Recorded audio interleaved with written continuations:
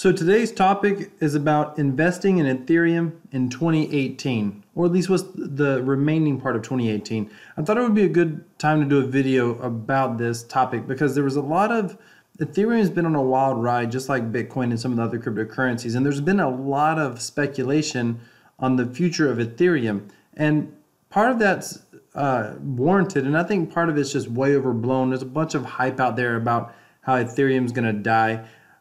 And I'm going to share with you what I think on Ethereum. And let me just tell you up front, I am biased towards Ethereum. I have a lot of my own personal money invested in Ethereum.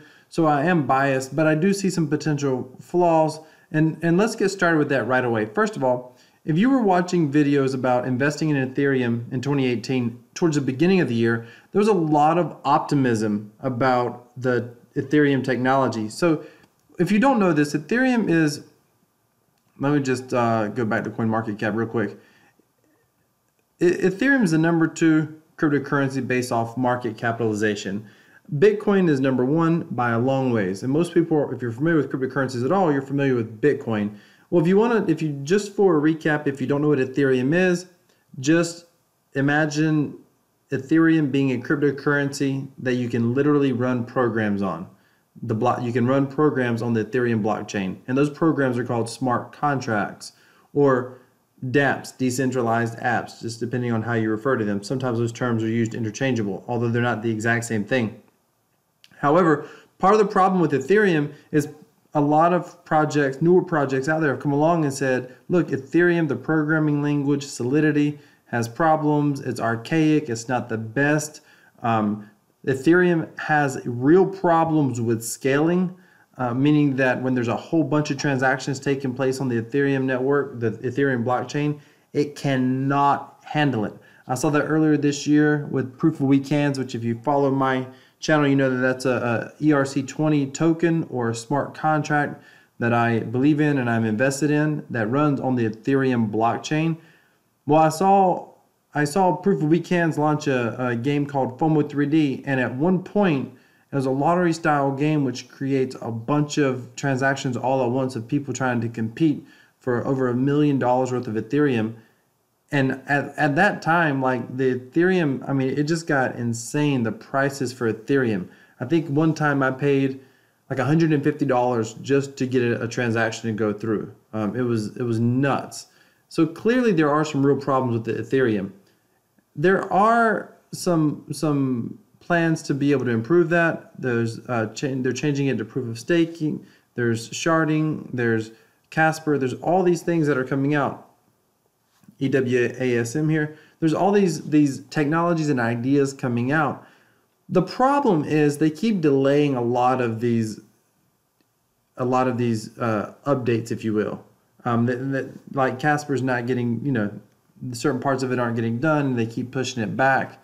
And so who knows if it will happen, and there's a real risk that maybe none of these will go through. But all of these updates or key projects that they're working on, the whole idea is to be able to massively increase the potential of on-chain transactions that can occur with the Ethereum blockchain. Now, with that being said, a lot of the critique is, it's not going to happen or it can't happen. The community is too slow. There's better projects out there. There's better potential technology out there. And what they're talking about is they're talking about other cryptocurrencies. And if you would look, let's just hit the price graph real quick. You'll see that there's been a bit of while we're waiting on that to come up. I guess if I move down further, wow. Okay, so here we go. Let's just look at 1 year. So much like Bitcoin, it's been a wild ride for Ethereum. And I'm thinking maybe, at least in comparison to Bitcoin, maybe we're kind of at a bottom. I don't know that. I'm obviously biased. But I'm thinking we're probably at a bottom on the price, around the 200, around the 180 to 200, I think is probably the bottom. We'll see if we go back below 200, and we may very well do that by the time you see this video. You never know in the crypto space. But a lot of the solutions are these other projects. Cardano, I think, is one. Well, I know it's one. And IOTA and NEO and all these other programmable type blockchains. And there's a bunch of people really excited about all this technology, and it's kind of comical in a way, because if you go research those projects, in theory, a lot of them are good, but there's two problems with almost all of them. First of all, and if you disagree with me, by the way, feel free to put it in the comments. The first number one issue with these other projects that are out there, these other cryptocurrencies, that most of them are not workable projects yet. Most of them are just theories. They're not actually working at all. And who knows if they ever will work? Or if they do work, how long is it going to take? So there's a lot of people throwing shade on Ethereum, and they're throwing shade on all these potential updates that we were referencing over here. And they're saying, hey, that's not going to happen, or it's taking too long, or blah, blah, blah. Yet Ethereum is still way ahead of the game on the programmable blockchain space compared to every other technology that's out there so far. Not to mention, Ethereum has major first movers advantage. Now, does that mean that I think Ethereum is going to always be the number one programmable blockchain that it is today? I can see a time, if these other projects get off the ground and get their technology up to speed, it's absolutely possible. It's absolutely possible that Ethereum could get knocked off its pedestal. However, I think that that's a lot like people complaining about Windows and saying that 20 years ago people were saying that Windows is really a bad platform, and that Linux or something like Linux should come along and it's a better platform, and it should basically unseat Windows. But nothing ever has. Windows has continued to evolve, and you could argue that it's not a very good operating system, etc., etc.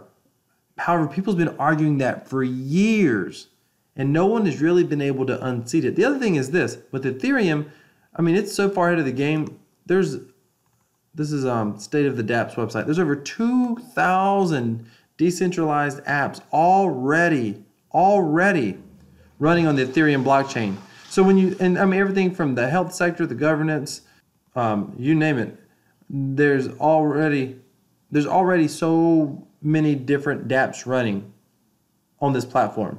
So currently, I think Ethereum's still going to be the number one. That's just my thought. I think it's possible Ethereum may unseat Bitcoin potentially, although I'm a huge fan of Bitcoin, and I do see the potential in that. I don't know if it will happen, but the reason that it could happen is because Ethereum can serve two purposes. It can be be used as currency, and it can be decentralized. And it can be used to create these dApps. And in some ways, I could see a possible scenario where people are interacting with so many different dApps that they need the Ethereum or want the Ethereum to interact with those dApps. And then at the same time, they'll just use it as a currency because there's so many people. And we're talking about mass adoption or pretty close to mass adoption. So that's really a lot of conjecture. This video is about 2018. As of this time in 2018, even though there's been delays in Ethereum projects and technologies to be able, updates, if you will, to be able to make it scale better, I still think Ethereum's ahead of every other project out there. I think it's still number one for a reason. And it's not just first mover advantage, but they've had first movers advantage, and therefore they're still ahead of everyone else. What will happen in 2019? I suspect, this is just me, I suspect Ethereum is still going to be the top programmable blockchain. I may be proven wrong. Let me know your thoughts on that down below in the comments. But here's what I can tell you. When it comes to investing in Ethereum for the rest of 2018, clearly it's going to stay number one for the rest of 2018 as for the cryptocurrency with a programmable blockchain. And here's what I can tell you. If you're looking to be able to invest in Ethereum, there is a unique smart contract out there where you're able to actually invest in Ethereum, and literally you can earn Ethereum value because of this smart contract faster than the price of Ethereum can increase. Think about that. You could actually, it actually outpaces by using the smart contract or investing Ether, locking it up in this smart, not locking it up, but putting it in this smart contract actually can allow you to earn Ethereum faster than the price of Ethereum can actually increase. Now, I know that sounds crazy, but I'll show you how it works here in a moment. But keep in mind, this is really just a longer term solution. This is a long-term solution. And that would be the HDX20 token. This is a relatively new platform, but it's a gaming token. If you look up if you just go to hyperdevbox.com, you'll see these are game developers that have produced games for practically everything out there, every platform out there under the sun, Android, Apple, PC, they've produced games for. Well, they've produced this gaming token. It's not technically a cryptocurrency. I mean, it's a digital smart contract, and you can buy these tokens, and these tokens go up in value. Every time someone buys a token or sells a token, there's a 4% fee. Every time someone transfers a token, there's a 4% fee. But that 4% fee goes to all the other token holders. And the way that it goes to them, it increases the price. It appreciates the value, the ETH value of their token. So with this HDX20 token, you have to actually use Ethereum. HDX20s are exchanged against Ethereum, meaning you have to have Ethereum to buy the token. On our exchange, just come here and distribute it every time someone is playing an HDX20 powered game. With 4% in, 4% out fee only, the value of the HDX20 is designed to appreciate over time and is fueled by both the volume of transactions and HDX20 powered games. The four principles of the HDX20 are: buy it, its value will increase; sell it, its value will increase; transfer it, its value will increase; player games, its value will increase. Our blockchain and smart contract is the unique exchange and makes sure that the HDX20 value never falls below its current one, thus offering a unique context where risk is known at all time and limited to the in and out fees only. What does that mean? This means that typically, if Ethereum was to, if people were to sell their tokens, then typically you would think that would cause your token price to go down, but it doesn't. It actually goes up. And here's a smart contract if you wanted to review it. Because it's a 4% fee and a 4% out, you don't even have to necessarily be a gamer, but the whole idea behind this is to create a participative token. So every time there's a new game coming out, they've currently got one game out here, they're working on another one in development, and there's been talks of another. But every time there's another game coming out, there's basically an audience already paying attention, already playing the previous games and ready. It's creating a large participative token, but it causes you, the value in Ethereum of the token will remain constant and can only go up as people buy and sell, transfer the tokens, or play the games. The games typically require tokens to either be used in the game or to purchase in-game items or whatever. The tokens are always used. So it's an interesting concept. So if you're looking to invest in Ethereum at all, and you're in it for the long haul, the HDX20 token might be something that you want to take a look at.